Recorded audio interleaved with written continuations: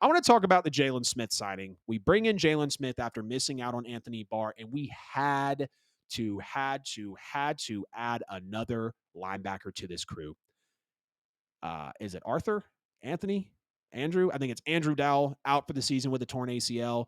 Pete Warner has yet to play a full season in 2 years, which again, love Pete Warner out of Ohio State.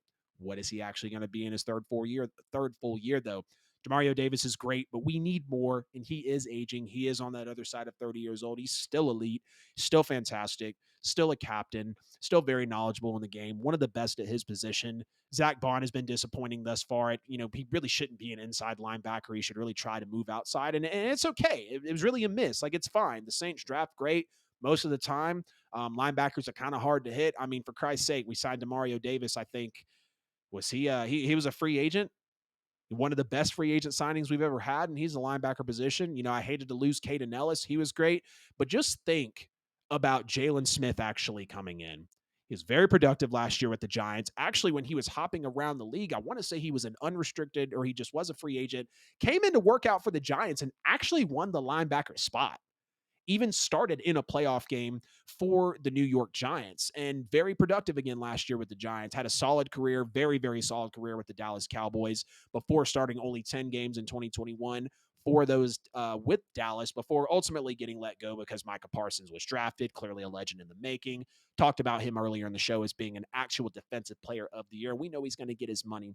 So what can you say, right? But when you go and look at Jaylon Smith, because he was a guy that was one of the top players in the country, loved what he did in his college days, but his rookie season, I want to say, was delayed. They were like, hey, take your time. We know you've got an injury. Like you're good. You're good. Take your time. Red shirt, because clearly that's what you're going to do, and then come back into the league. 2017 plays in all 16 games, 81 tackles, 3 tackles for loss. 2018 plays in all 16 and starts all 16, 121 tackles, 82 solo tackles, 6 tackles for loss. 2019, 142 tackles, starts all 16 and plays all 16, 6 tackles for loss again. 2020, he made the Pro Bowl in 2019, by the way. 2020 with Dallas still. Starts all 16, plays all 16, even more tackles with 154. So every year, his combined tackles, his solo tackles just about, his assisted tackles just about, and his tackles for loss, and almost his quarterback hits went up every single year. Micah Parsons get drafted clearly. He plays 4 games for Dallas, 2 games for Green Bay, 4 games for the New York Giants, ends up winning that Giants starting job and has another 89 tackles, or 88 tackles this year, which was, pretty similar, to what he had in his rookie year. And I get it. I'm looking at numbers from 18, 19, 20. But here's my thing. We know Dennis Allen is a defensive coach. We know that we've had the likes of Alex Anzalone. We've had the likes of Caden Ellis. We know what Demario Davis has done. Oh, God. Who was that linebacker that we lost that was very similar to Anzalone? Damn it. I know Quan Alexander was decent as well. I got to look this up. Saints linebackers over the years. He was another white guy that really, really reminded me of what's it called?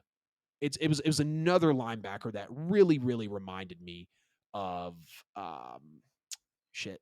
Alex Anzalone. I'm looking at their past starting lineups right now. AJ Klein. If we get anything like we did out of AJ Klein, out of what's it called? When did he actually leave? Out of Alex Anzalone, how we have out of Demario Davis, how we did out of Caden Ellis, how, Pete Warner has looked good. He just needs to stay healthy. If we get any sort of coaching, which seems like we can, especially out of the linebacker position, again, look at what Demario's done. Look at what Caden Ellis has done. If we can get that put into Jaylon Smith, he's not too many years removed from a Pro Bowl, ladies and gentlemen. I believe if Micah Parsons, which this is a big anomaly, if Micah Parsons doesn't get drafted to the Cowboys, he can still be one of the top linebackers in the league like he was when he played with Dallas. Very, very productive. I'm not saying he's going to be elite. I'm not saying he's going to be, a top player for us, even though he could be, or a top player at his position, even though he could be, and he has shown it in the past. I'm very excited for Jaylon Smith because, again, we needed linebacker depth, like literally. Dow was out for the season with a torn ACL. Pete Werner has yet to play a full season in 2 years. We know Demario Davis is great. He's elite. He's one of the best at his position. He's old. Zach Bond, he's a whiff. Speaking of whiffs, like, you don't want to continue to go through those possibly with the same position. So I have no problem with them signing Jaylon Smith. Clearly, Anthony Barr was supposed to come in. He doesn't. That's okay. We don't like Kareem Hunt either. That's totally okay.